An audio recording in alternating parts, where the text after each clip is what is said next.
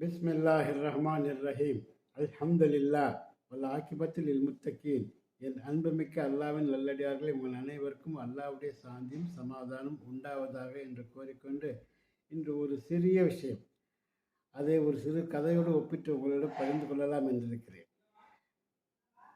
இன்று நம்முடைய சமுதாயத்தினர் எத்தனையோ பேர் மிகவும் சிரமமின்றி ஹஜ் உம்ராவை செய்து கொண்டு வருகிறார்கள். பணம் இருக்கிறதே என்ற இந்த இந்த ஹஜ்ஜை உம்ராவை செய்வதில் எந்தவித லாபமும் இல்லை. பக்தி இருக்க வேண்டும். அந்த பக்தி அதிகமாக இருக்கும்பொழுது தான், அதுவும் அல்லாஹ் தன் மறையிலே இவ்வாறு கூறுவான், வாத்திமுல் ஹஜ் அவல் உம்ரத்தில் இல்லா, அல்லாவுக்காக ஹஜ்ஜையும் உம்ராவையும் முழுமையாக நிறைவேற்றுங்கள் என்று அல்லாஹ் கூறுவான். அந்த வகையில் நீங்கள் அல்லாவுக்காக என்ற நீயத்தோடு நீங்கள் இந்த ஹஜ்ஜையும் சரி உம்ராவையும் சரி நிறைவேற்றுவதோடு ஏக ஏக ஏகப்பட்ட மக்கள், லட்சக்கணக்கில் கோடிக்கணக்கில் இன்று ஹஜ் செய்கிறார்கள். அவர்களிலே குறிப்பிடப்பட்ட எண்ணிக்கையினர் மட்டும் அவர்களுடைய ஹஜ்ஜை மட்டும் அல்லாஹ் ஒப்புக்கொள்கிறார் என்பதாக பெருமான் ஸல்லல்லாஹு அலைஹி வஸல்லம் அவர்கள் கூறியிருக்கிறார்கள். அவர்கள் ஒருவராக நாம் ஆக வேண்டும் என்பதற்காக இந்த ஒரு சிறு உபதேசம் என்னவென்றால், நாம் ஹஜ்ஜு செல்வதற்கு முன் நாம் செய்ய வேண்டிய முதன்மையான முக்கியமான காரணம், நாம் எத்தனை பேரை இதனால் வரை சம்மந்தப்பட்டிருக்கிறோமோ, பார்த்துருக்கிறோமோ, பழகிருக்கிறோமோ, பேசியிருக்கிறோமோ, வெறுத்திருக்கிறோமோ, அவர்கள் எல்லோரிடமே சென்று நாம் என்ன செய்ய வேண்டும், முசாபா செய்து நம்முடைய மன்னிப்பை அவர்களை பொறுத்து கொள்ளுமாறு அவர்களும் பாவ மன்னிப்பு கேட்டுக்கொண்டு, நாம் ஹஜ்ஜு உம்ரா போன்ற எதுவாக இருந்தாலும் அல்லாஹ்வுடைய இறை இல்லத்துக்கு நாம் இவ்வாறு செல்ல வேண்டும். அதை நீங்கள் நினைவில் வைத்துக் கொள்ளுங்கள். ஹுக்கூக்குல்லா ஹுக்கூக்குல் இபாத், அல்லாஹ்வுக்கு செய்ய வேண்டிய கடமைகள் 5. அல்லாஹ்வுடைய படைக்கப்பட்ட படைப்பினங்களுக்கு மக்களுக்கு இன்னொரு மனிதன் செய்ய வேண்டிய கடமைகள் 5. அந்த கடமையிலே அதில் எதுவும் பாக்கி வைக்கக்கூடாது. அதில் மிகவும் சிறந்த முறையில் நாம் செய்ய வேண்டிய கடமைகளை அவனுக்கு செய்ய வேண்டும்.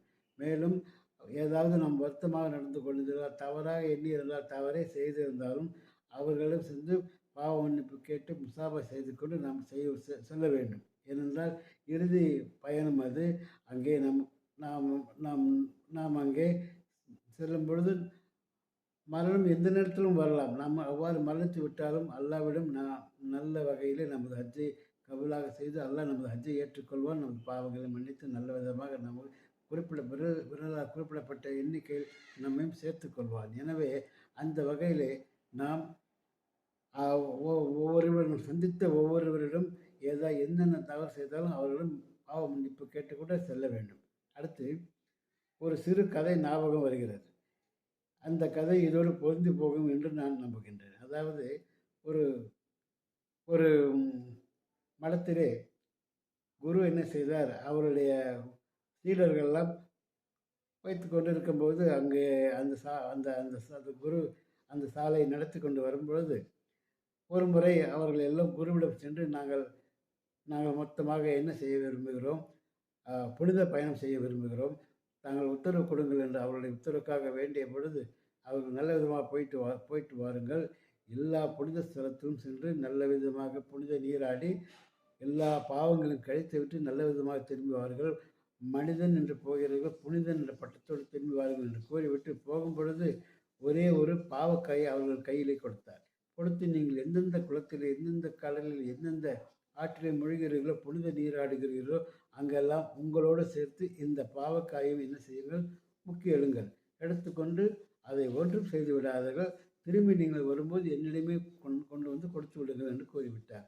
அதன்படி சீடர்கள் அனைவரும் அவ்வாறு ஆசி பெற்றுக்கொண்டு சென்று விட்டார்கள். சென்ற பொழுது அவர் சொன்னபடியே ஒவ்வொரு புனித நீராடும் பொழுதும் இதையும் முக்கிய எடுத்துக்கொண்டு அவர்கள் புனித பயணம் முடிந்தவுடன் திரும்பும் பொழுது கொண்டு வந்து குருவிடம் கொடுத்து விட்டார்கள். அவரும் கேட்டார், எல்லா இடத்திலும் நீங்கள் எவ்வாறு செய்தீர்களா, நான் கூறியவாறு செய்தீர்களா என்று கூறும்போது, ஆம் அவ்வாறு தான் செய்தேன் என்று கூறும்போது, இன்னொரு சீடரும் கத்தி எடுத்து வந்து அதை என்ன செய்தார், சிறிய துண்டுகளாக சொன்னார். ஆக்கி எல்லோரும் ஆளுக்கு ஒரு துண்டை கொண்டு சுவைத்து பாருங்கள் என்று கூறினார். அப்பொழுது எல்லாம் வாயில் வைத்துட்டு மிகவும் கசக்கிறதே என்று கூறினார்கள். புனித பயணம் சென்றும் இன்னும் அந்த உள்ளே இருக்கிற அந்த சுவை மாறவில்லையா என்பதாக ஆச்சரியமாக கேட்டார். அதனுடைய பொருள் என்னவென்றால், நாம் புனித பயணம் செல்கிறோம்.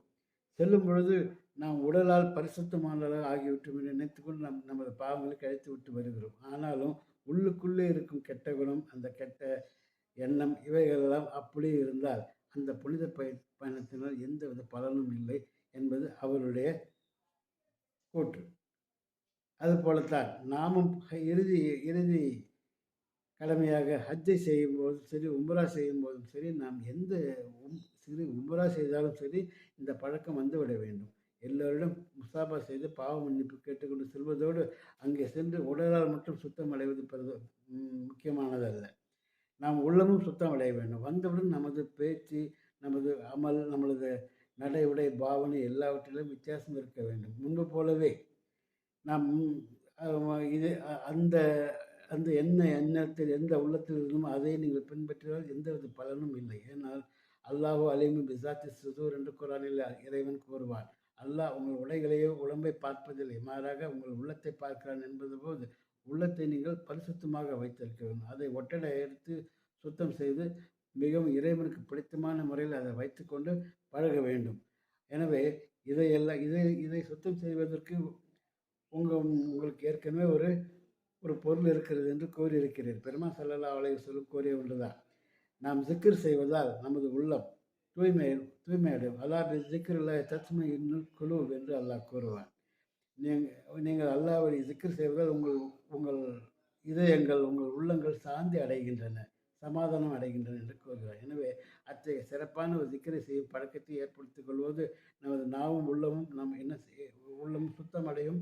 நாமும் வெளி பார்வைக்கும் சரி, உள் பார்வைக்கும் உள்ளத்தை ஊடுருவி பார்க்கும் போதும் நற்குணங்களோடு நாம் திகழ வேண்டும். எனவே தீய பழக்கங்களை அறவே விட்டுவிட்டு நற்குணங்களோடு நல்ல ஹாஜி, நல்ல புனிதர் என்ற பட்டத்தோடு நீங்கள் வலம் வர வேண்டும் என்று கேட்டுக்கொண்டு வாய்ப்புக்கு நன்றி கூறி விடைபெற்றுக் கொள்கிறேன். வாஹர் தவான் அல்ஹம்துலில்லாஹி ரப்பில் ஆலமீன். அஸ்ஸலாமு அலைக்கும் வரஹ்மத்துல்லாஹி தஆலா வபரகாத்துஹு.